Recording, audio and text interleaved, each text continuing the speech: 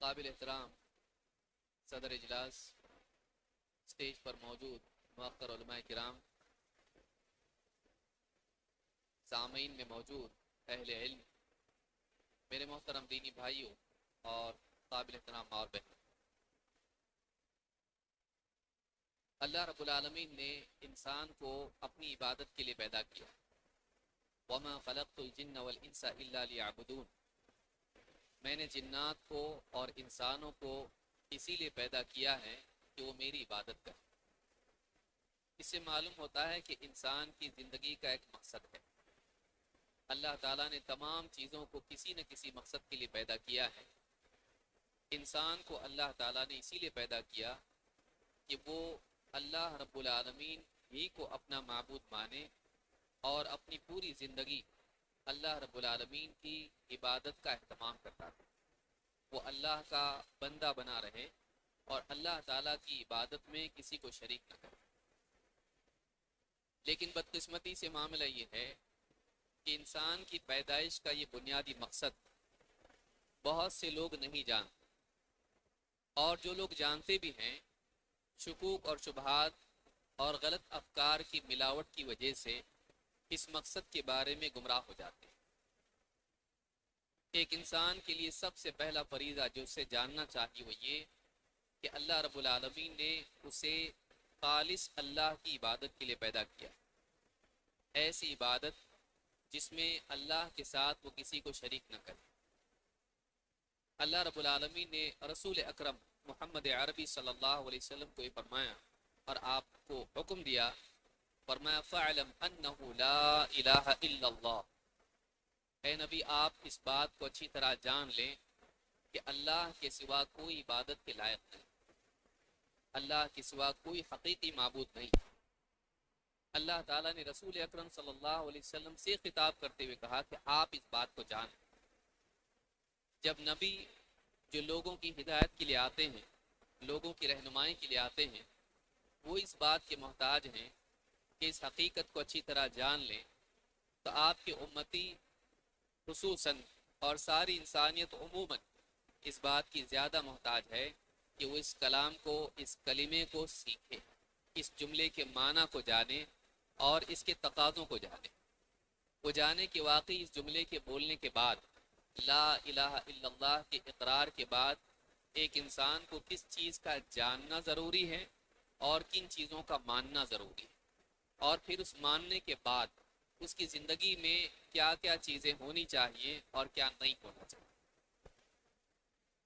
بدقسمتی سے معاملہ یہ ہے کہ مسلمانوں کا ایک بڑا طبقہ ہے جو کلمے کے الفاظ ہی کو ٹھیک سے نہیں جانتا ہے۔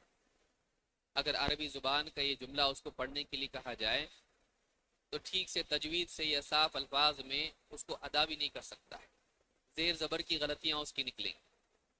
پھر ایک بڑا طبقہ ہے جو اس کلمے کو پڑھ تو لیتا ہے لیکن اس کے معنی کو نہیں جانتا کہ واقعی اس کا مطلب کیا ہے۔ اس کا ترجمہ اگر کرنے کے لیے کہا جائے، ایک بڑا طبقہ ایسا ہے جو ترجمہ نہیں کر پائے۔ پھر ایک اور طبقہ ہے جو ترجمہ تو کر لیتا ہے لیکن اس کا ترجمہ کرنے کے باوجود شرکیات میں مبتلا ہے۔ اس کی زندگی میں قبر پرستی ملے گی، اس کی زندگی میں تعویذ گنڈے ملیں گے، اس کی زندگی میں غیر اللہ سے دعا کرنا ملے گا، قبر پرستی ملے گی۔ بلکہ نہ صرف اولیاء اللہ بلکہ وہ پیڑوں کو بھی دھاگے باندھ کے اولاد کی تمنائیں کرے گا،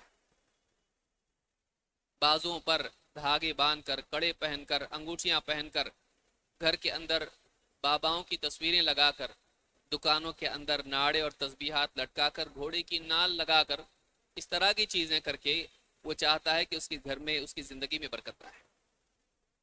غیر اللہ کے نام پہ ذبیحہ، غیر اللہ کے نام کی نظر نیاز، غیر اللہ کے نام کی قسمیں، یہ ساری اس کی زندگی میں دیکھنے کو ملیں گی۔ وجہ یہ ہے کہ اس نے کلمہ پڑھا تو ہے لیکن اس کلمہ توحید کے معنی وہ نہیں جانتا اور اس کے تقاضوں کو نہیں جانتا۔ تقاضے کا مطلب یہ ہوتا ہے کہ ایک آدمی کو اس کلمے کے ماننے کے بعد کیا چیزیں کرنا ضروری ہو جاتا ہے۔ اس کلمے کی قبولیت کے لیے اور اس کلمے کے اہتمام کے طور پر اسے زندگی میں کن چیزوں کا اہتمام ضروری ہو جاتا ہے۔ بہت سے مسلمان کلمہ تو پڑھ لیتے ہیں لیکن ٹھیک سے اس کے معنی نہیں جانتے اور زندگی میں اس کے تقاضے ان کے نہیں ہوتے ہیں۔ لہٰذا آج کی اس مختصر سی گفتگو میں ان چیزوں کو ہم سمجھنے کی کوشش کریں گے کہ کلمہ طیبہ کے خاص کر کے شہادتین کا جو پہلا حصہ ہے لا الہ الا اللہ، اس ایک گواہی، دو گواہیاں ہماری ہیں شہادتین میں، اشہد ان لا الہ الا اللہ و اشہد ان محمد رسول اللہ۔ ان دو گواہیوں کے بغیر کوئی آدمی مسلمان نہیں ہو سکتا ہے۔ کوئی آدمی اسلام کے دائرے میں آتا ہے، ان دو چیزوں کا ماننا اس کے لیے ضروری ہے۔ اشہد ان لا الہ الا اللہ، میں اس بات کی گواہی دیتا ہوں کہ اللہ کے سوا کوئی عبادت کے لائق نہیں، اللہ کے سوا کوئی حقیقی معبود نہیں۔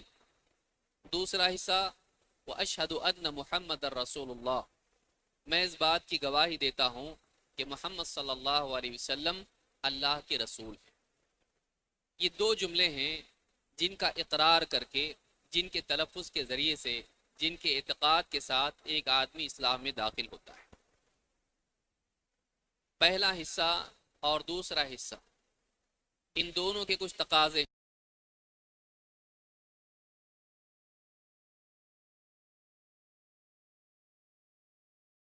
اس اقرار کا نتیجہ یہ ہے کہ ایک انسان کی زندگی میں اللہ کی عبادت آئیں، اللہ کے ساتھ شرک نہ ہو۔ لا الہ الا اللہ اس سوال کا جواب ہے کہ عبادت کس کی کرنی ہے۔ اس کا جواب یہ ہے کہ عبادت صرف اللہ کی کرنی، کسی اور کی نہیں۔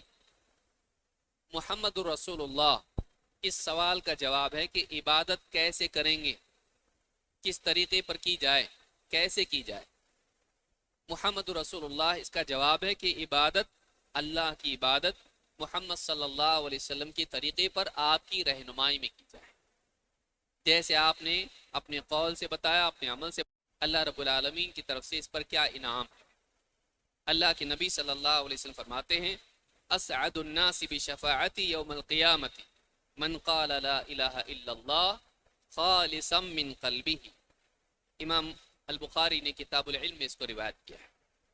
اللہ کے رسول صلی اللہ علیہ وسلم فرماتے ہیں قیامت کے دن میری شفاعت پانے کا سب سے زیادہ سعادت مند شخص وہ ہوگا، میری شفاعت پانے والا، اس کا حقدار، سب سے زیادہ حقدار وہ شخص ہوگا جو اپنے دل کے اخلاص کے ساتھ لا الہ الا اللہ کی گواہی دے۔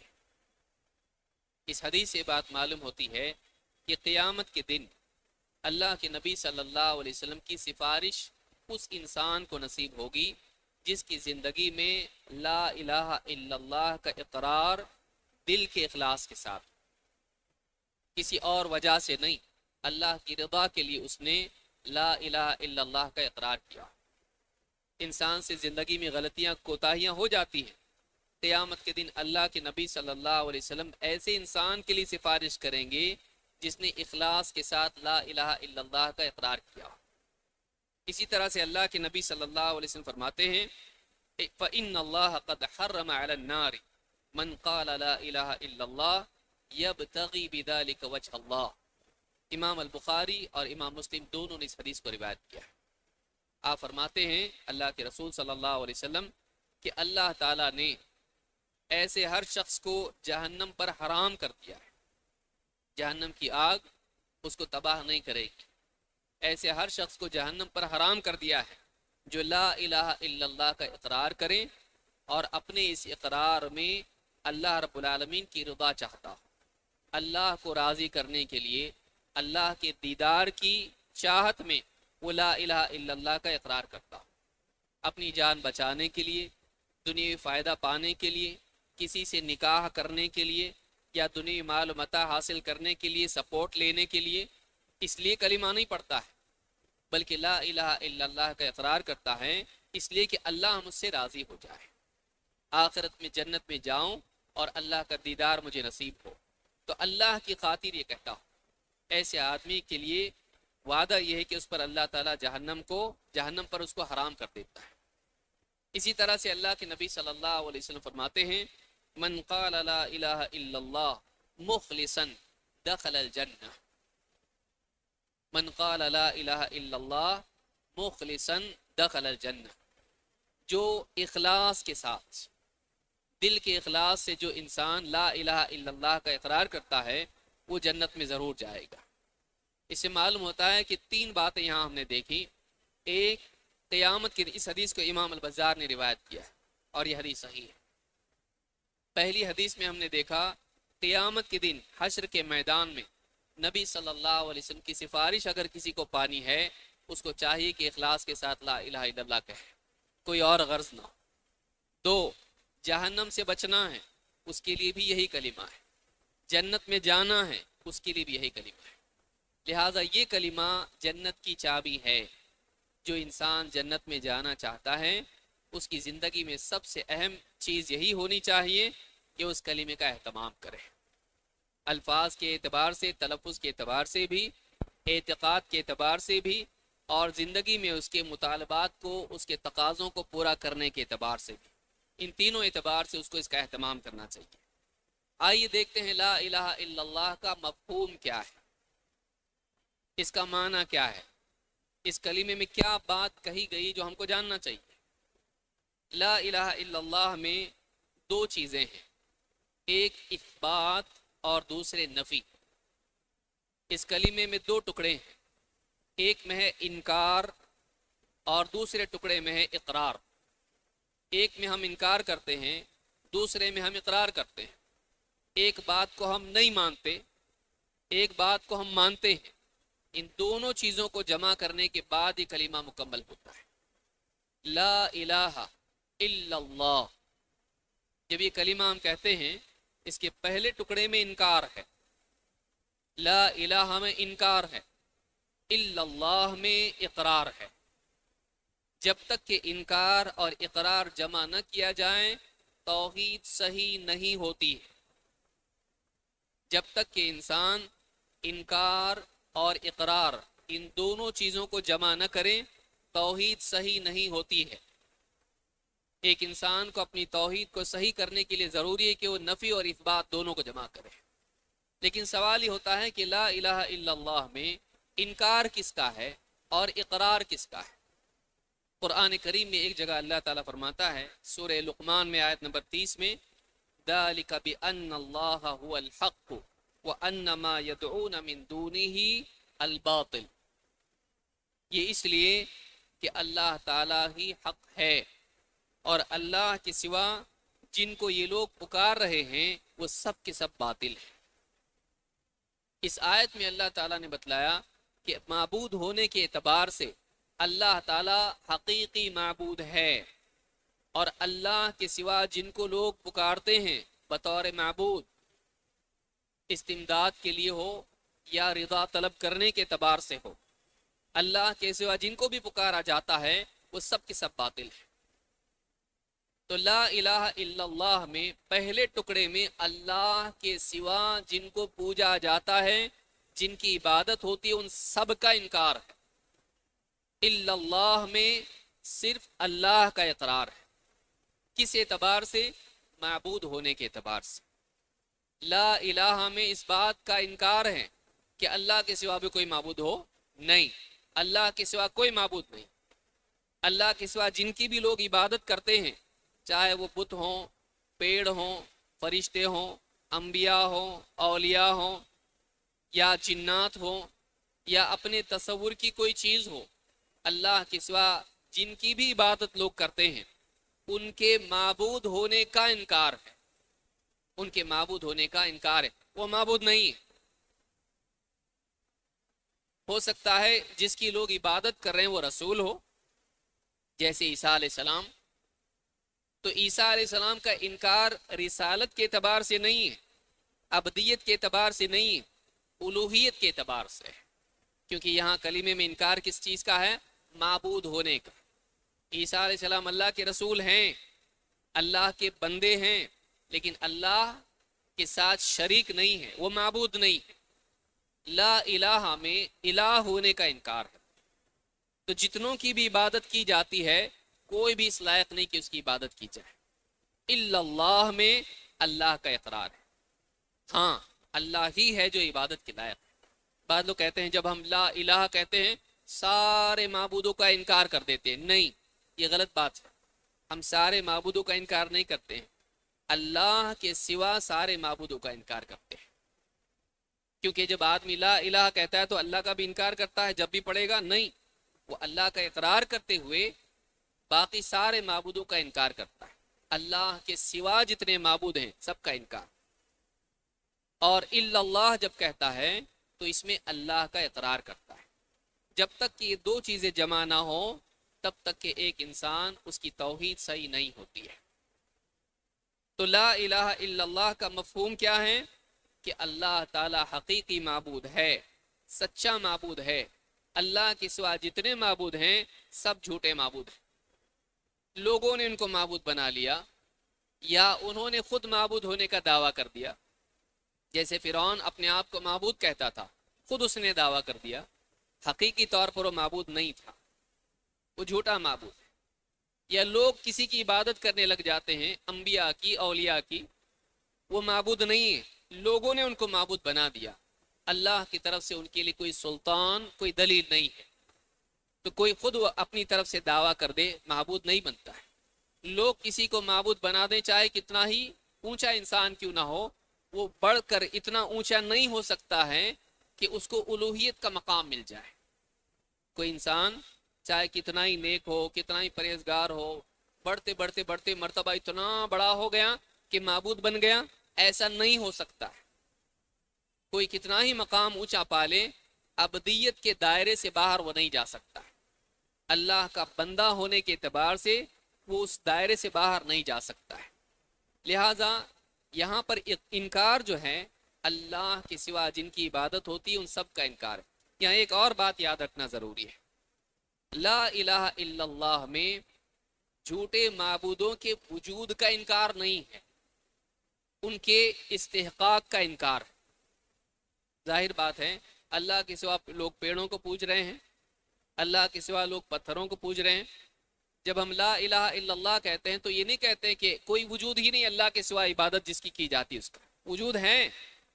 इन्नकुम वमा तअबुदून मिन दूनिल्लाहि हसबु जहन्नम, अल्लाह ने कहा तुम और तुम जिनकी अल्लाह के सिवा इबादत करते हो वो सब के सब जहन्नम का ईंधन है।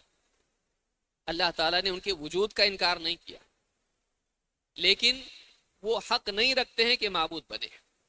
बाज लोगों ने वहदतुल वजूद के अकीदे में कहा कि ला इलाहा इल्लल्लाह, अल्लाह के सिवा तो किसी का माबूद का वजूद है ही नहीं, तो हम किसी की भी इबादत करें वो अल्लाह ही की है, क्योंकि अल्लाह के सिवा किसी का वजूद है ही नहीं। तो चाहे हम पत्थरों की इबादत करें, किसी पेड़ की इबादत करें, अल्लाह के सिवा किसी का वजूद है ही नहीं, तो एक एतबार से हम अल्लाह ही की इबादत कर रहे हैं। ये बकवास है, ये झूठ है। अल्लाह रब्बुल आलमीन अपने मखलूक से जुदा है, अलग है।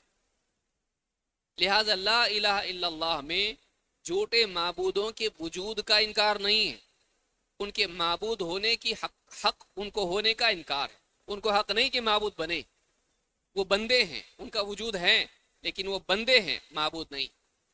तो उनके इस्तेहकाक का इनकार है, उनके वजूद का नहीं। इसको याद रखना चाहिए। आइए देखते हैं इस ताल्लुक से और बातें क्या है। कुरान करीम में अल्लाह ताला फरमाता है, इन्ननी अनल्लाहु ला इलाहा इल्ला अना फअबुदनी व अक़िमिस सलाता लिज़िक्री। मूसा अलैहि सलाम को जब सबसे पहली वही उन पर नाजिल हुई, अल्लाह ने सबसे पहले कलाम किया, तो मूसा अलैहि सलाम से अल्लाह ने कहा, इन्ननी अनल्लाह ला इलाहा इल्ला अना फअबुदनी व अक़िमिस सलाता लिज़िक्री। सवाल ये पैदा होता है, ला इलाहा इल्लल्लाह के इकरार का तकाजा क्या है? हमने कह तो लिया ला इलाहा इल्लल्लाह, अब हमको करना क्या पड़ेगा? इस कलिमे के मानने के बाद किस चीज़ का एहतमाम करना पड़ेगा? क्योंकि जब भी इंसान किसी चीज़ का वादा करता है, किसी चीज़ का इकरार करता है, उसके बाद कुछ चीज़ें उस पर लाजिम हो जाती हैं। तो ला इलाहा इल्लल्लाह कहने के बाद क्या हम पर लाजिम हो जाता है, क्या हमको करना पड़ेगा? एक एक करके हम कुछ चीज़ें देखते हैं। बुनियादी तौर पर इस कलिमे का मुतालबा ये है कि हम सिर्फ और सिर्फ अल्लाह की इबादत करें, अल्लाह के साथ किसी को शरीक न करें। कुछ लोग कलिमे की तौज़ीह करते हुए कहते हैं, इसका तकाजा बताते हुए कहते हैं, ला इलाहा इल्लल्लाह से ये चाहा जा रहा है کہ ہمارے دل کا یہ یقین بنے کہ سب کچھ کرنے والی ذات ایک اللہ کی ہے.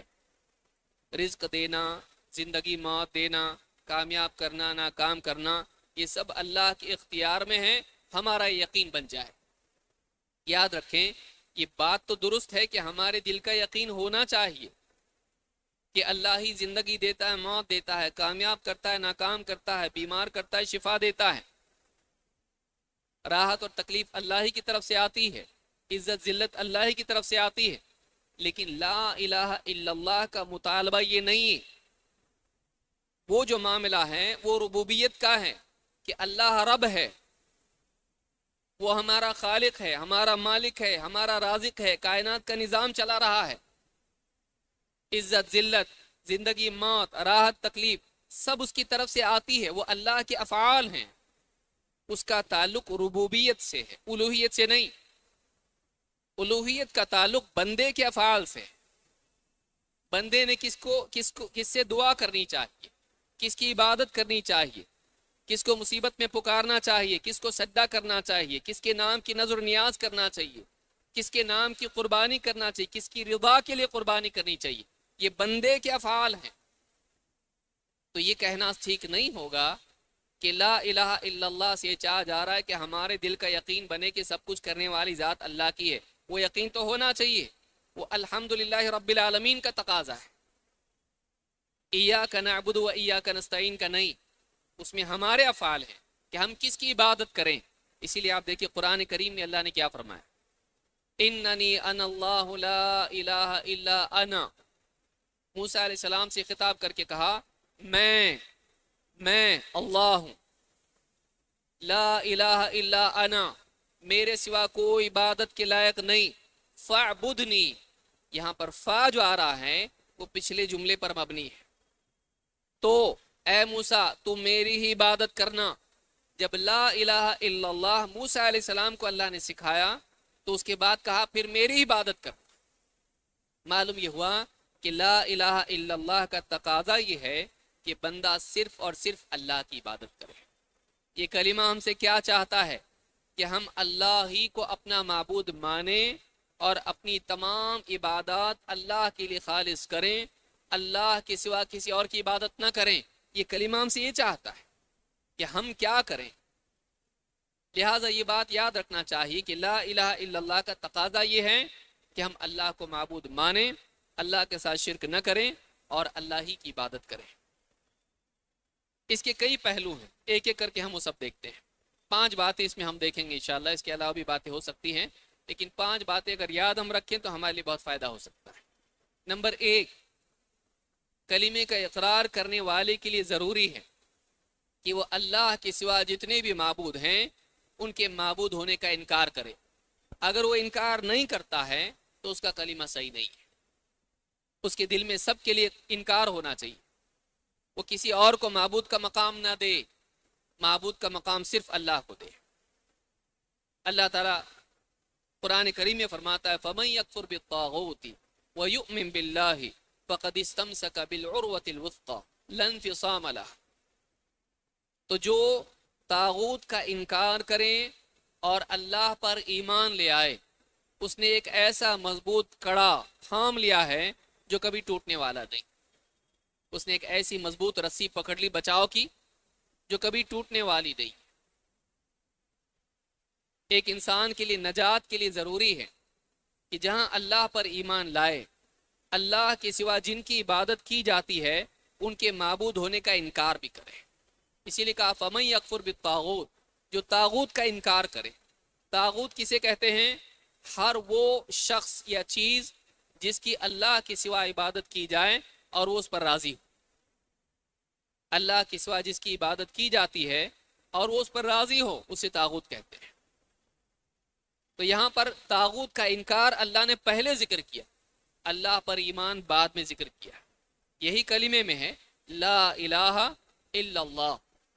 اللہ کے سوا جو بھی ہیں طواغیت، طاغوت کا انکار اس میں ہے اور پھر اللہ پر ایمان ہے.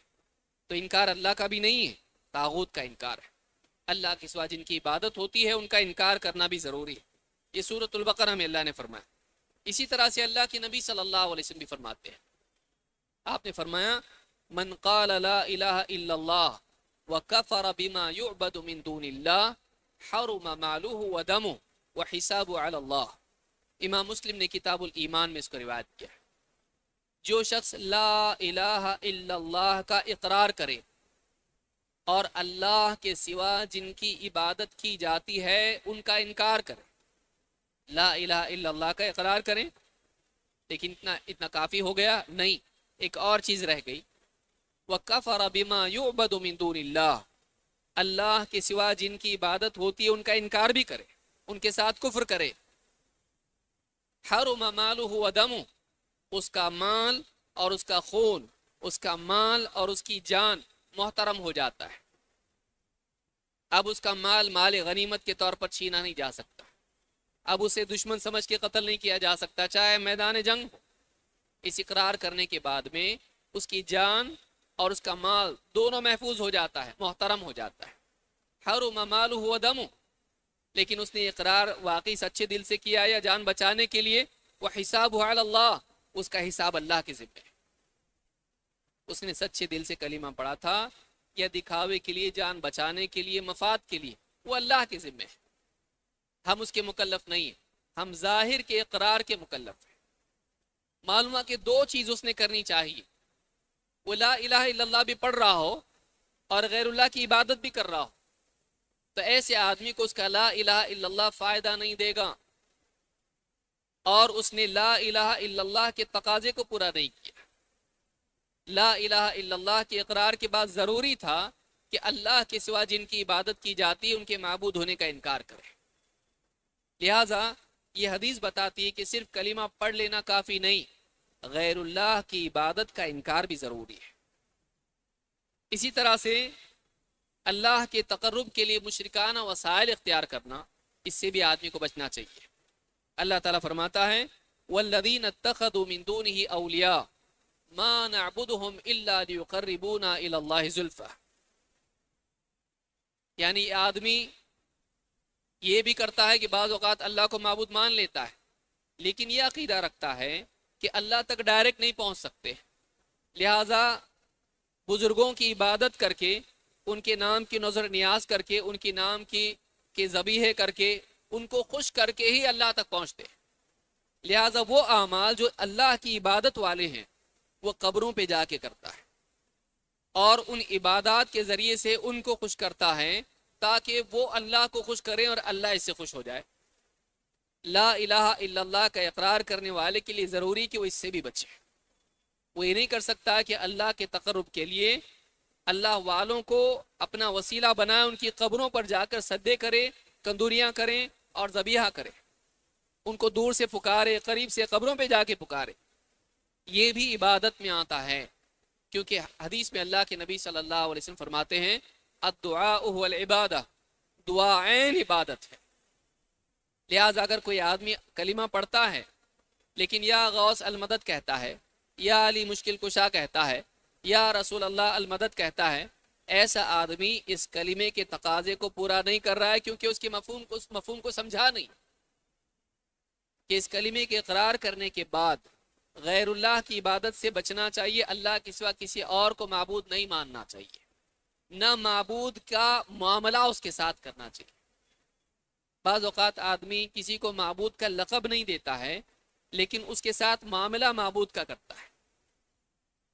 अक्सर लोगों का हाल क्या है, किसी से पूछेंगे औलिया माबूद हैं क्या, कहेगा नहीं, वो माबूद नहीं है, लेकिन इबादत उनकी करता है।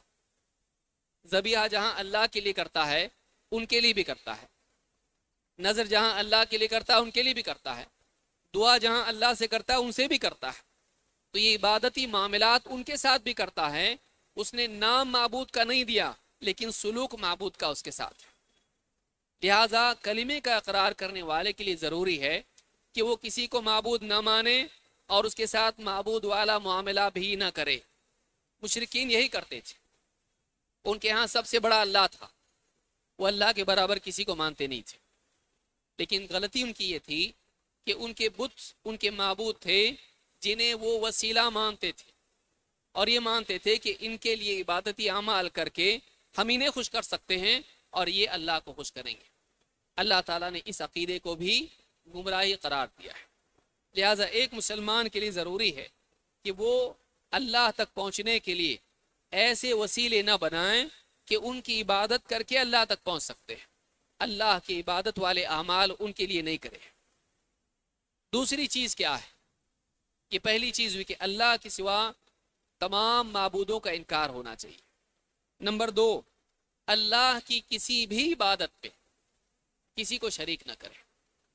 ایک آدمی زندگی بھر ساری عبادتیں صرف اللہ کے لیے کرتا ہے، لیکن کسی ایک عبادت میں بھی اللہ کے ساتھ کسی اور کو شریک کرے، اس کی ساری عبادات برباد ہے. کیوں؟ اس لیے کہ کسی ایک عبادت میں ہو یا 100 میں ہو، شرک شرک ہے. تو لا الہ الا اللہ کا اقرار کرنے والے کے لیے ضروری ہے کہ جتنی بھی عبادات ہیں ان میں سے کسی ایک عبادت میں بھی اللہ کے ساتھ کسی کو شریک نہ کرے. یعنی جو عبادت اللہ کی ہے، جو عمل اللہ کے لیے خاص ہے، وہ کسی اور کے لیے نہ کرے. مثال کے طور پر اللہ تعالیٰ اپنے نبی سے فرماتا ہے قُلْ إِنَّمَا أَنَا بَشَرٌ مِثْلُكُمْ يُوحَىٰ إِلَيَّ أَنَّمَا إِلَٰهُكُمْ إِلَٰهٌ وَاحِدٌ. اے نبی آپ کہیے کہ میں بھی تمہاری طرح ایک بشر ہوں، میری طرف اس بات کی وحی کی جاتی ہے کہ تمہارا معبود تو بس ایک معبود ہے. فَمَنْ كَانَ يَرْجُو لِقَاءَ رَبِّهِ، تو جو شخص اپنے رب کی ملاقات کی امید رکھتا ہے، جو شخص اپنے رب کی ملاقات سے خوف زدہ ہے. رجا کا لفظ امید اور خوف دونوں کے لیے آتا ہے. فَمَنْ كَانَ يَرْجُو لِقَاءَ رَبِّهِ فَلْيَعْمَلْ عَمَلًا صَالِحًا، جو اپنے رب کی ملاقات کی امید لگائے ہوئے ہے کہ ایک دن اسے اللہ سے ملنا ہے. فَلْيَعْمَلْ عَمَلًا صَالِحًا، اسے چاہیے کہ عمل کرے تو اچھے اعمال کرے. وَلَا يُشْرِكْ بِعِبَادَةِ رَبِّهِ أَحَدًا، اور اپنے رب کی عبادت میں کسی کو شریک نہ کرے. یہ سورہ الکہف کی آخری آیت ہے. بدقسمتی سے بہت سارے مسلمان ہر جمعہ کو یہ سورت پڑھتے ہیں لیکن اس آیت پر غور نہیں کرتے. سورت ختم ہو رہی اس بات پر کہ جو آدمی اللہ سے اچھے حال میں ملنا چاہتا ہے، ایسے حال میں کہ جس میں اللہ سے کچھ امید باندھی جائے، اسے چاہیے کہ وہ نیک اعمال کرے، لیکن اللہ کی عبادت میں کسی ایک عبادت میں بھی کسی کو شریک نہ کرے. معلوم ہوا کہ جو آدمی لا الہ الا اللہ کا اقرار کر رہا ہے، اسے چاہیے کہ تمام عبادات، ہر عبادت صرف اللہ کے لیے کرے. آدمی نماز تو اللہ کے لیے پڑھ لیتا ہے لیکن قربانی بزرگوں کے نام کی کرتا ہے. اگر ان کا نام نہ لے، نام اللہ کا لیتا ہے، بسم اللہ واللہ اکبر، لیکن چاہتا یہ ہے کہ اس قربانی سے درگاہ والے بابا خوش ہو جائیں. تو جہاں قربانی میں نام اللہ کا لینا ضروری ہے، وہیں اس قربانی کا مقصود اللہ کی رضا ہونا بھی ضروری ہے، اللہ کو خوش کرنے کے لیے ہونا بھی ضروری ہے. کیونکہ اللہ تعالیٰ نے فرمایا فَصَلِّ لِرَبِّكَ وَانْحَرْ، اے نبی آپ نماز پڑھیے اپنے رب کے لیے اور قربانی بھی رب ہی کے لیے کیجیے. تو آدمی نماز تو اللہ کے لیے پڑھتا ہے لیکن قربانی غیر اللہ کے لیے کرتا ہے. تو اس کی زندگی میں جہاں نماز غیر اللہ کے لیے نہیں ہے، وہیں قربانی بھی غیر اللہ کو خوش کرنے کے لیے نہیں ہونا چاہیے. تو کوئی ایک عبادت بھی ایسی نہ ہو جو غیر اللہ کے لیے ہو. اللہ تعالیٰ قرآن کریم میں فرماتا ہے وَاعْبُدُوا اللَّهَ وَلَا تُشْرِكُوا بِهِ شَيْئًا، اللہ کی عبادت کرو اور اللہ کے ساتھ کسی چیز کو بھی شریک مت کرو. یہاں کسی چیز کو شریک مت کرو میں ساری مخلوقات آ گئی، چاہے پیڑ پودے ہوں، پتھر ہوں، یا چاہے وہ جانور ہوں، چاہے وہ جنات ہوں، چاہے فرشتے ہوں، چاہے اولیاء ہوں، چاہے اللہ کے کوئی نبی ہوں. اللہ کی عبادت میں کسی کو بھی شریک نہیں کر سکتے اور کسی ایک عبادت میں بھی شریک نہیں کر سکتے. کیونکہ اللہ تعالیٰ نے کسی عبادت کا نام نہیں لیا کہ نماز میں شریک نہیں کرنا، ذکر میں شریک نہیں کرنا، فلاں عمل میں شریک نہیں کرنا. کسی عبادت کا نام نہیں لیا، کسی شخصیت اور چیز کا نام نہیں لیا. معلوم ہوا کہ ساری عبادات کے لیے قانون ہے اور ساری مخلوقات کے لیے قانون ہے. اللہ کی کسی بھی عبادت میں کسی بھی مخلوق کو اس کے ساتھ شریک نہیں کیا جا سکتا ہے. لہٰذا اس کلمے کا تقاضا یہ ہے کہ اللہ کی کسی عبادت میں کسی کو شریک نہ کیا جائے، زندگی بھر اس کا اہتمام آدمی کرے. نمبر 3، لا الہ الا اللہ کا تقاضا یہ بھی ہے کہ آدمی ایسا بھی نہ کرے کہ عبادت تو اللہ کی کر رہا ہے لیکن اس میں لوگوں کی تعریف مقصود، دنیا کا مفاد مقصود، کہ نماز پڑھ رہا ہے تاکہ لوگ اس کو کہیں نمازی ہے، حج اور عمرہ کے لیے جا رہا ہے تاکہ آنے کے بعد اس کے گلے میں ہار ڈال کے لوگ کہیں حاجی صاحب آ گئے، لوگوں کی خلق خدمت کر رہا ہے، خدمت خلق کر رہا ہے، لوگوں کو کھلاتا پلاتا ہے، اور اس میں چاہتا یہ ہے کہ لوگ اس کے ساتھ میں سخاوت کا ٹیگ لگا دیں۔ اگر آدمی نیکیاں، عبادت والے اعمال اس لیے کرتا ہے کہ دنیا میں اس کا نام ہو جائے، شہرت مل جائے، تو ایسا آدمی بھی کلمے کے تقاضے کو پورا نہیں کر رہا ہے۔ یہ ایسا شرک ہے جو اگرچہ اسلام سے باہر نہیں کرتا ہے لیکن انسان کی اس نیکی کو برباد کر دیتا ہے۔ شرک اکبر سے ساری نیکیاں برباد ہو جاتی ہیں، اور شرک اصغر سے وہ نیکی برباد ہوتی ہے جس میں وہ آدمی شرک اصغر کرتا ہے، یعنی ریاکاری، دکھاوا کرتا ہے۔ تو لا الہ الا اللہ کا تقاضا یہ ہے کہ آدمی اللہ ہی کی عبادت کرے، اللہ ہی کے لیے کرے۔ جیسے اللہ تعالیٰ قرآن کریم میں فرماتا ہے فَاعْبُدِ اللَّهَ مُخْلِصًا لَهُ الدِّينَ، تو اللہ کی عبادت کر، اپنی تمام عبادات کو، اپنے دین کو اللہ ہی کے لیے خالص کرتے ہوئے۔ عبادت اللہ کی ہو اور اللہ ہی کے لیے ہو، ان دونوں چیزوں کا ذرا جمع کرنا ضروری ہے۔ یہ نہیں کہ عبادت اللہ کی لیکن دکھاوے کے لیے، عبادت اللہ کی لیکن نام کے لیے، عبادت اللہ کی ہے لیکن دنیا کے فائدے کے لیے۔ اللہ کی عبادت ہو اللہ کو راضی کرنے کے لیے ہو، اگر آدمی اس پہ بدلہ چاہتا ہو مخلوق سے نہیں خالق سے چاہتا ہو، لہذا ریاکاری سے بچنا یہ بھی لا الہ الا اللہ کے تقاضوں میں سے ہے۔ اللہ کے نبی صلی اللہ علیہ وسلم کی ایک حدیث ہمیں اس پر غور کرنا چاہیے۔ آپ نے فرمایا ان اخوف ما اخاف علیکم الشرک الاصغر، مجھے تم پر سب سے زیادہ اندیشہ، سب سے زیادہ خوف چھوٹے شرک کا ہے، چھوٹے شرک کا ہے۔ قالوا وما الشرک الاصغر یا رسول اللہ، صحابہ نے کہا اللہ کے رسول چھوٹا شرک کیا ہوتا ہے، چھوٹا شرک کیا ہوتا ہے؟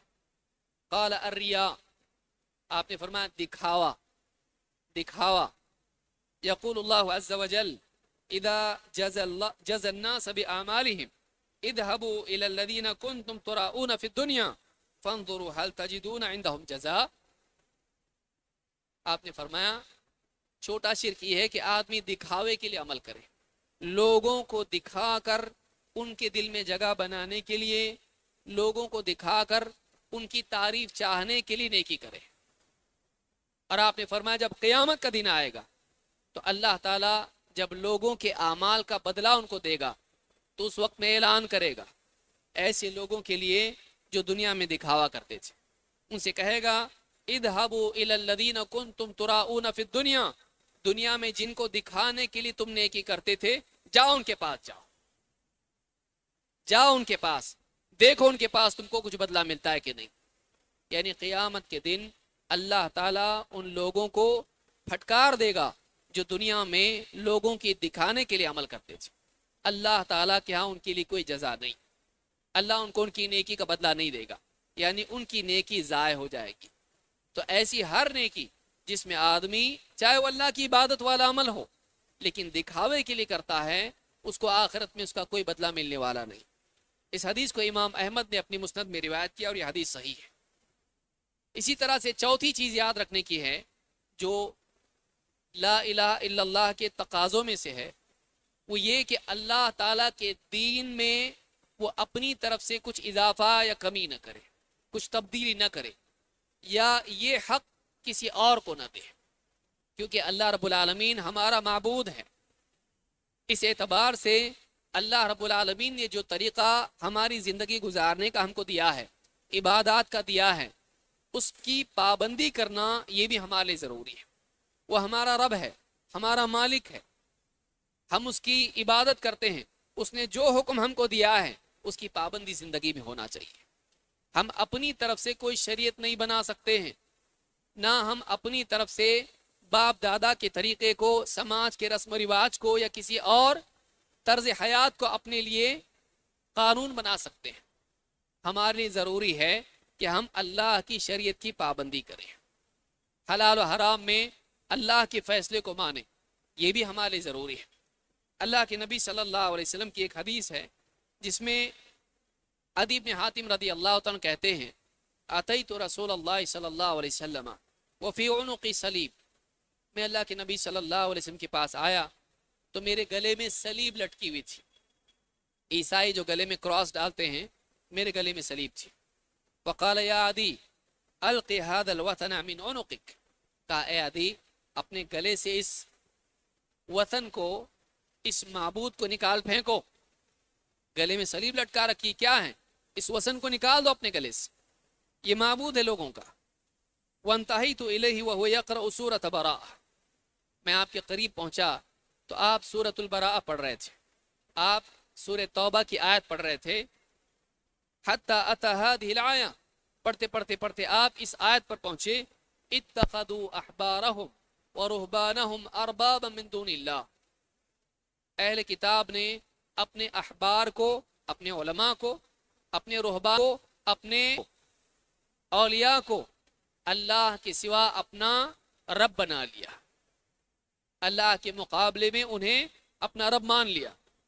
قال فقلت یا رسول اللہ انا لم نتخذهم اربابا، کہ اللہ کے رسول ہم نے تو ان کو اپنا رب نہیں مانا تھا، رب کا مقام، رب کا لقب ان کو ہم نے نہیں دیا۔ قال بلا، آپ نے فرمایا نہیں، بلکہ ایسا تھا، ایسا معاملہ تھا۔ الیس یحلون لکم ما حرم علیکم فتحلونہ، کیا ایسا نہیں تھا کہ جو اللہ نے تمہارے لیے حرام کیا ہے وہ حلال کر دیتے، تم اس کو حلال مانتے، کیا ایسا نہیں تھا؟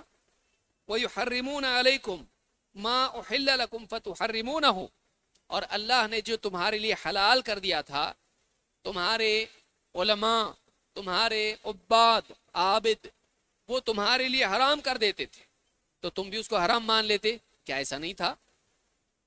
اللہ کے حلال کو وہ حرام کرتے، تم حرام مان لیتے، اللہ تعالیٰ کی حرام چیز کو وہ حلال کرتے، تم اسے حلال مان لیتے، کیا ایسا نہیں تھا؟ انہوں نے کہا فقلت بلا، کہا ایسا تو تھا، ایسا تو تھا۔ قال فتلک عبادتہم، آپ نے فرمایا یہی تو ان کی عبادت تھی، یہی تو ان کی عبادت تھی۔ اس حدیث کو امام ابن عبد البر نے جامع بیان العلم میں، اور اسی طرح سے امام ترمذی نے اپنی سنن میں روایت کیا ہے، اور یہ روایت حسن درجے کی ہے۔ اس روایت سے معلوم ہوتا ہے کہ اللہ نے جس چیز کو حلال کیا ہے اس کا اختیار کسی عالم کو دے دینا، آپ اگر حلال بول دیں تو حلال، آپ حرام کریں تو حرام۔ تحلیل اور تحریم میں اللہ کی بجائے کسی اور کی طرف اس کا استحقاق اس کو دے دینا، یہ بھی انسان کے لیے اس کی توحید کے خلاف ہے۔ آپ نے فرمایا فتل کا عبادت ہوں، یہی تو ان کی عبادت کرنا تھا، نہ صرف ان کو رب بنایا بلکہ معبود بھی بنا لیا۔ کیوں؟ اس لیے کہ تشریع اللہ کا حق ہے۔ آج آپ دیکھیں کتنے مسلمان ہیں، پیر صاحب بول دیں درگاہ پہ جانے کے لیے اگر گوشت نہیں کھانا ہے، اتنے دن تک نہیں کھانا، حرام، حرام۔ کتنے لوگ علماء کو اختیار دیے ہیں، بھئی رفع الیدین سنت ہے لیکن ہم نہیں کرتے ہیں، کیوں؟ اس لیے کہ ہم فلاں مسلک کے ہیں، ہمارے لیے منع ہے۔ تو ایک حلال چیز اگر عالم منع کر دے اور عالم کو اختیار دیا جائے اس کے ممنوع قرار دینے کے لیے، وہ ان کی عبادت کر رہے ہیں، یہ ایک مستحب ہے جو حلال سے اوپر کا درجہ ہے۔ غور کریں اس پر کہ ایک حلال چیز ہے جس میں کوئی ثواب نہیں ہے، وہ مباح ہے، بس نہ نیکی نہ گناہ، اس میں اختیار کسی کو نہیں دیا جا سکتا اس کو ممنوع قرار دینے کا۔ تو اس سے اوپر کی چیز ہے، ایک سنت ہے، سنت کو ممنوع قرار دینے کا، حرام کرنے کا اختیار ہم کس کو دیے؟ کیا ہم توحید والے ہیں؟ کیسی توحید ہے؟ تو معلوم یہ ہوتا ہے کہ لا الہ الا اللہ، جس میں ہم اللہ ہی کو اپنا معبود مان رہے ہیں، اسی میں یہ بھی شامل ہے کہ ہم اس معاملے میں کسی اور کی طرف رجوع نہ کریں، اللہ کی شریعت میں اللہ کے پابند بنیں، اللہ اور اس کے رسول نے جو کچھ ہم کو دیا ہے اس کے پابند ہم بن جائیں۔ بعض لوگ باپ دادا کی طرف رجوع کرتے ہیں، باپ دادا جس چیز کو کرتے رہے ہم اسی کو دین سمجھتے ہیں، جیسا کہ مشرکین کا طریقہ تھا۔ ہمارے باپ دادا شرک کرتے آئے، یہ رسول ہم کو بتا رہا ہے کہ شرک ہے، اس کو چھوڑنا پڑے گا، ہم نہیں چھوڑیں گے۔ کیوں؟ اس لیے کہ انا وجدنا آباءنا علی امت، ہم نے اپنے باپ دادا کو ایک دین پر پایا، ہم بس اسی پہ چلیں گے۔ انہوں نے باپ دادا کو رب بنا لیا، انہوں نے باپ دادا کو اپنا مرجع بنا لیا، یہ بھی اللہ کو پسند نہیں۔ لا الہ الا اللہ کے تقاضوں میں یہ ہے کہ ایک انسان اللہ کی عبادت کرے اور اللہ کی شریعت کا پابند رہے۔ پانچویں اور آخری چیز یہ ہے کہ زندگی کے کسی ایک حصے میں یہ حکم نہیں ہے، موت تک آدمی کو اس پر جمنا ضروری ہے۔ ایک آدمی زندگی بھر توحید پر رہے اور آخری وقت میں شرک کریں، زندگی بھر کی توحید برباد ہو جائے گی۔ اس لیے ضروری ہے کہ موت تک ایک آدمی توحید پر جمع رہے، موت تک اس کے تقاضوں کو پورا کرتا رہے۔ اللہ تعالیٰ فرماتا ہے وَاعْبُدْ رَبَّكَ حَتَّى يَأْتِيَكَ الْيَقِينُ، اپنے رب کی عبادت کرتا رہے یہاں تک کہ تجھ کو یقینی چیز موت آ جائے۔ وَاعْبُدْ رَبَّكَ حَتَّى يَأْتِيَكَ الْيَقِينُ، اپنے رب کی عبادت کرتا رہے یہاں تک کہ یقین آ جائے، یعنی موت آ جائے۔ اللہ کے نبی صلی اللہ علیہ وسلم کے پاس ایک شخص آیا، جابر بن عبداللہ رضی اللہ عنہ کہتے ہیں اتى النبی صلی اللہ علیہ وسلم رجل، ایک آدمی اللہ کے نبی صلی اللہ علیہ وسلم کے پاس آیا، فقال یا رسول اللہ ما الموجبتان، اے اللہ کے رسول دو واجب کرنے والی، لازم کرنے والی چیزیں کیا ہیں؟ آپ نے فرمایا من مات لا یشرک باللہ شیئا دخل الجنہ، جو آدمی اس حال میں مرا کہ اللہ کے ساتھ وہ شرک نہیں کرتا تھا وہ جنت میں جائے گا۔ ومن مات یشرک باللہ شیئا دخل النار، اور جو اس حال میں مرا کہ وہ اللہ کے ساتھ شرک کرتا تھا وہ جہنم میں جائے گا۔ امام مسلم نے اس کو روایت کیا۔ معلوم ہوا کہ اصل اعتبار خاتمے کا ہے، اصل اعتبار خاتمے کا ہے۔ زندگی بھر آدمی صحیح چلتا رہا، توحید کا اہتمام کرتا رہا، آخری وقت میں جا کے شرک کر دیا، زندگی بھر کی توحید خراب، برباد۔ آخر وقت تک توحید پر جمنا ضروری ہے۔ زندگی بھر شرک پر رہا لیکن آخری وقت میں اگر توبہ کر لی اور توحید پر آ گیا تو ایسے انسان کا خاتمہ توحید پر اگر ہو جائے اس کی نجات ہوگی۔